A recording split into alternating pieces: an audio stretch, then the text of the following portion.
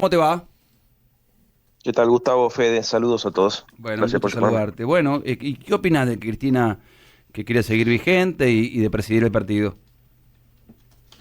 Mira, me parece que es lo natural, Mm, porque le pasa a todos los expresidentes. Lo mismo sucedió con Raúl Alfonsín cuando aspiraba, después de ser presidente de la Nación, a ser presidente del Comité Nacional.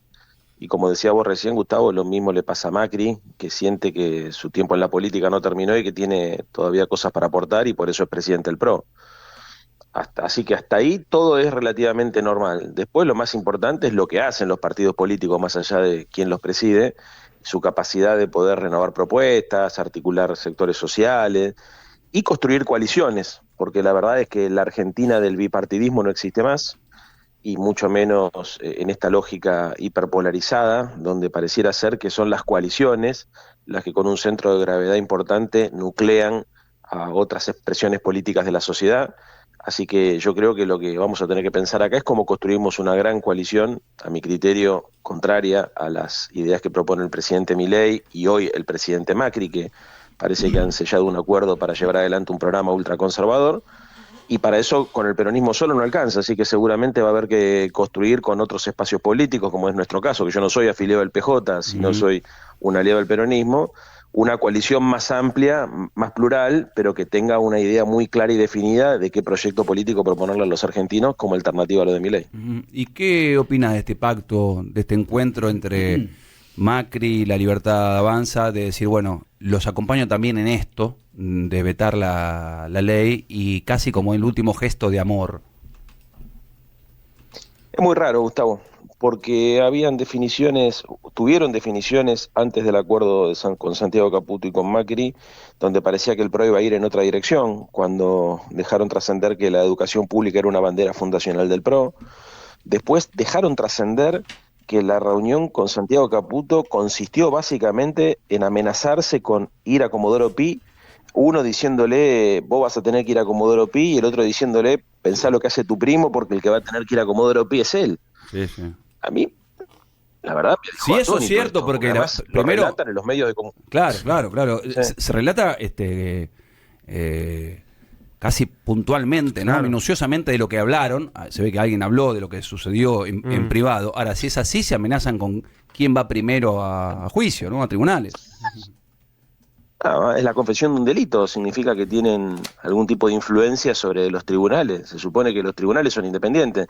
Pero si no fuese así, es tan instalado el rumor que ameritaría por lo menos un tuit de desmentida, ¿no? Mm. Diciendo de ninguna manera nosotros hemos dicho semejante cosa y damos vuelta a la página. Lo que le da verosimilitud es que en la era de los trolls y de la información superveloz se instalen estos temas y nadie diga nada, con lo cual pareciera ser que a los dos, tanto a Caputo como a Macri, les interesa que se sepa lo que pasó en esa reunión. Mm. Pero ¿es eso más la crítica o la despiadada respuesta de Patricia Bullrich a Lilita Carrió, donde la acusó de ser parte de la campaña más corrupta de la historia? Todo esto pasó ayer. Mm. Qué bárbaro. Sí. Quiero comentar, es realmente insólito. Ujú. Primero porque Patricia Bullrich, quien era presidente del PRO, reconoce que era habitual la corrupción en las campañas del PRO, porque si dice que es la campaña más corrupta, significa que las otras también lo fueron. Y segundo porque a mí me deja atónito, porque está respondiendo finalmente a otra acusación que es la de la compra de dirigentes políticos, cosa que nosotros ya vimos que es relativamente habitual en la Argentina de los últimos años, por lo menos, porque fíjate lo que pasó con los diputados radicales que habían votado una cosa, se juntaron a charlar con el presidente Milei y después votaron lo contrario. Ujú. A ver, puedo creer como todo este tipo de cosas que pasaron ayer, Gustavo. No Ujú. te estoy haciendo el relato de lo que pasó, no me estoy remitiendo a la amenaza de extorsión y de fundir las provincias que había hecho el presidente cuando arrancó el Pacto de Mayo con los gobernadores, que también era una locura. Estas dos cosas que te estoy Mm. contando Sí. sucedieron ayer. Ujú. Entonces, ¿qué quiere que te diga? Yo estoy atónito, Ahora, porque la verdad es que esto forma parte del bloque de poder de la Argentina, sí están dirimiendo sus internas, y por eso los periodistas están tan interesados en ver cómo evoluciona minuto a minuto esto, porque todo el mundo tiene la sensación que en mm. cualquier momento esa relación o vuela por el aire o se resuelve con algún tipo de componenda. Ahora, Leandro, ahora te quiero preguntar por la sesión de mañana, qué crees que va a pasar, pero vos recién decías que hay que Mm. construir hacia adelante, cuando te preguntaba Gustavo por la postulación de Cristina del PJ, una coalición más amplia, que más abarcativa. ¿Esto puede incluir o te imaginás de cada año próximo un frente común, por ejemplo, con Martín Lustó, por ejemplo, con Horacio Rodríguez Larreta? Mira, la verdad, Fede, depende mucho de cómo evolucione la situación socioeconómica, porque las condiciones de posibilidad de un acuerdo de esta naturaleza las va a generar la sociedad. Si la sociedad no le exige a los partidos políticos que se pongan de acuerdo para ponerle un límite al proyecto político de Milei, no va a suceder. O sea, vos decís que se ordena por la intuyo, demanda, no por la oferta. exactamente, exactamente. No me parece bien, es de una lectura realista la mía, no deseable. Yo deseo una sociedad donde los partidos políticos tienen la capacidad de ponerse de acuerdo, de resolver tensiones y de ofrecerle cosas a la sociedad. Pero bueno, la realidad hoy de la Argentina es esta que decís vos. Ahora, ¿qué crees que va a pasar mañana? Porque están muy ajustados los votos. Bueno, el PRO ya recién lo decíamos, ya ayer blanqueó que va a acompañar al menos mayoritariamente el bloque, el veto del gobierno. Hay negociaciones en marcha, después vamos a contarlas y detallarlas. ¿Qué crees que va a pasar mañana en diputados? Bueno, primero, estamos palo a palo. O sea, primero la gente tiene que saber que hasta que mañana no se vote, nadie va a tener certeza de qué es lo que va a suceder, porque acá juegan las ausencias, por ejemplo, y eso altera el número que se necesita para blindar el veto o para rechazarlo. Mi intuición es que hoy hay una diferencia a favor del blindaje a favor del veto presidencial. Exacto. Leandro Carlos Burgueño, ¿cómo te va? ¿Qué tal, Carlos? Buen día. Bien. No te saludo. Te pregunto a vos, porque estás vos, le podría preguntar a cualquier político argentino, es lo mismo, créeme. Estoy leyendo, ayer me mandan todos los meses, en realidad es cada 3 meses, es trimestral, un sondeo de opinión de la Universidad de Belgrano. Y tiene lo bueno la continuidad, siempre hace la misma pregunta, ¿no? Y la verdad que es bastante creíble, porque por ejemplo cuando le preguntan cómo es la situación económica, por qué está preocupada la gente, el 34% dice que no puede pagar el alquiler, el 30% la medicina prepaga, o sea, muestra una preocupación y una cierta caída en la imagen del gobierno. Pero cuando se le pregunta a la gente si el resultado de las elecciones legislativas del 2025 le parece o no importante, el 42% dice que no. Diciendo, la verdad que yo estoy... es mi interpretación. Está en el día a día la gente, ¿no? Claro, la verdad, vos me venís a preguntar por las elecciones, las internas, y la verdad que hace 12 años que los políticos se pelean y mi vida está cada vez peor. ¿No crees que hay algo así? Sí, sí, también lo veo, obviamente. Hay un descrédito generalizado, una desesperanza. Además, lo que percibo yo es un halo de tristeza y de angustia que lleva a que probablemente mucha gente cuando le preguntan sobre la situación política argentina responda con desinterés, con escepticismo. Pero lo que está atrás de eso para mí es la angustia y la tristeza. Sí, el hecho de, mira, yo cada vez estoy peor. Estoy peor, ahora no creo estoy en peor nada, que antes, ¿viste? ¿no? Una actitud nihilista. Sí, una actitud nihilista. Sí, es muy probable que sea así. Sí, yo lo identifico. Por eso, a ver, nosotros cuando hablamos de la necesidad de construir un gobierno de unidad nacional, que sea bien amplio, de gente racional, que tenga una concepción productivista del país, que busque mejorar el empleo, que busque distribuir con más equidad el producto, la riqueza. A ver, parto de la premisa de que cualquier gobierno, cuando este proceso político termine, va a necesitar juntar mucho apoyo social, porque va a haber una porción de la sociedad que gobierne quien gobierne, va a estar decepcionada y que no va a acompañar. Entonces, pero, Leandro, frente a la fragmentación de la... Te interrumpo brevemente. Sí. ¿Eso lo planteó Massa en campaña? Perdió. Lo planteó Larreta y sacó 10 puntos. El gobierno lo planteo yo. No, está bien. No, bueno, no yo lo planteé en la ciudad de Buenos Aires hay un sector que evidentemente... No, pero por eso no lo planteó ni a vos ni a tu propuesta en la ciudad. Digo, evidentemente a nivel nacional hay un sector de la sociedad, evidentemente muy importante, que no quiere saber nada con un gobierno de unidad nacional, porque por algo ganó Milei. Sí, lo sé.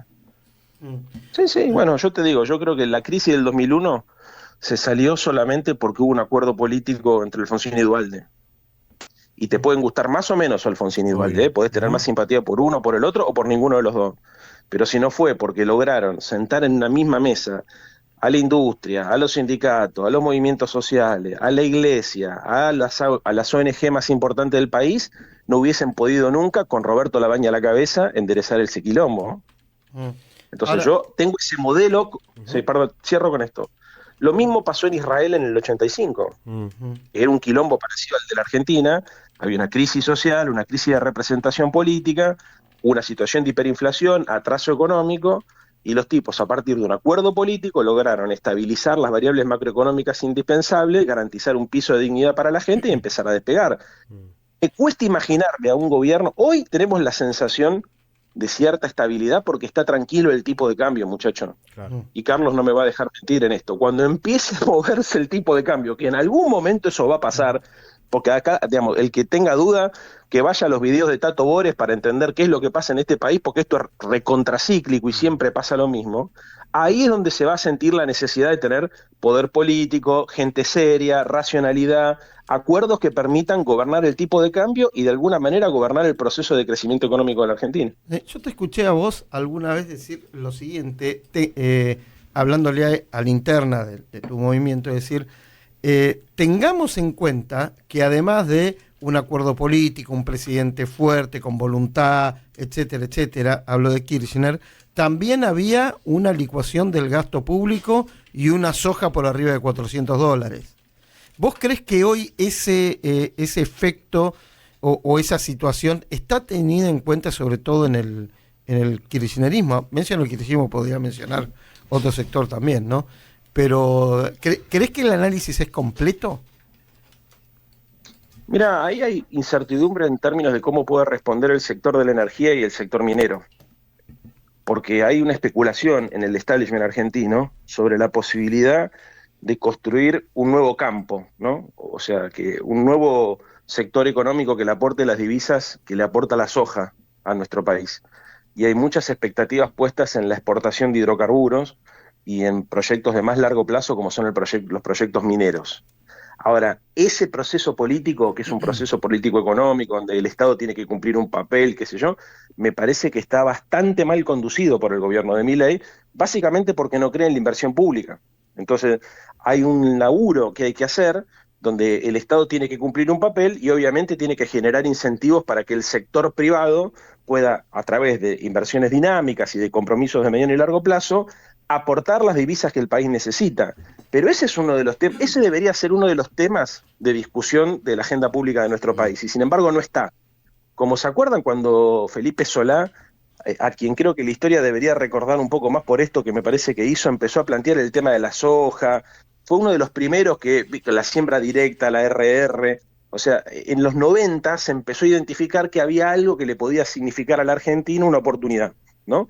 Y era la soja. La Argentina no producía poca soja y hubo una política pública que permitió que hoy el campo argentino sea súper competitivo. Algo así debería estar pasando con el tema de la energía y con el tema de la minería y nadie lo discute. Leandro, buen día, ¿cómo estás? Es muy raro esto. Sí, claro. ¿Qué tal? ¿Cómo estás, Martín Gandalaf? Te saco del tema que venían charlando. Me gustaría escuchar tu opinión sobre... Yo entiendo que vos, por supuesto, fuiste candidato en la ciudad de Buenos Aires, pero igual como político te lo pregunto. Tu opinión sobre lo que dijo Jorge Donofrio, el titular del transporte de la provincia de Buenos Aires, sobre esta idea de la independencia o de sugerir la independencia o de pedir, no sé ni cómo decirlo, la independencia de la provincia de Buenos Aires. ¿Qué opinión tenés de esto? No, a ver, leí las declaraciones, no las escuché, así que no quiero opinar sobre eso. No, bueno, dijo eso igual, porque, dijo que podía ser una posibilidad la independencia de la provincia de Buenos Aires. No está sacado de contexto. Sí. Mira, hace un tiempo atrás el gobernador de Mendoza habló del Mendoexit. También. ¿Ustedes se acuerdan? Sí. Y no era un ministro, era el gobernador. Mm. De hacer un plebiscito para escindir Mendoza del resto del país. Yo lo que creo que lo que está pasando es que primero hay mucho resentimiento y mucha frustración en el interior de nuestro país, en el interior de la Argentina, en relación a las decisiones que se toman en la capital y en el conurbano, en Lamba. Yo lo vengo escuchando hace mucho tiempo. Muchos gobernadores están muy enojados porque no se los tiene en cuenta. Por eso no me quiero referir solamente a lo de Donofrio, porque no lo escuché, habría que ver en el contexto que lo dijo, y no es lo mismo la opinión de un ministro que la opinión de un gobernador, ¿no? Dicho lo cual te digo, me parece que el gobierno nacional tiene que asumir que hay demandas en el interior de nuestro país que están llegando a una situación límite. Porque además vos pensás que, yo no sé si lo hizo sin saber, si fue una provocación, pero cuando vino Milei al Congreso y presentó el presupuesto, habló de un recorte en las provincias de 60.000 millones de dólares. Entonces, viste, la gente no termina de entender que los gobernadores, los ministros de Economía, yo te digo que hablo con muchos, los ministros de Economía de la provincia, no terminan de entender qué es lo que tiene el gobierno central en la cabeza para las provincias. Lo mismo está pasando en la ciudad de Buenos Aires, mirá lo que te voy a decir, con la discusión con el hospital, con el ex Enareso, con el Laura Bonaparte, se lo quieren transferir a la ciudad sin pasarle los recursos. Entonces, yo lo que le diría al gobierno, que le preste atención. La Argentina es un país, lamentablemente, excesivamente centralista, pero en su constitución y en su cultura es federal. Tienen que escuchar a las provincias, y no solamente a las peronistas, a todos, porque yo te puedo asegurar que si vos hablás con el gobernador de Chubut, por ejemplo, ¿se acuerdan ustedes?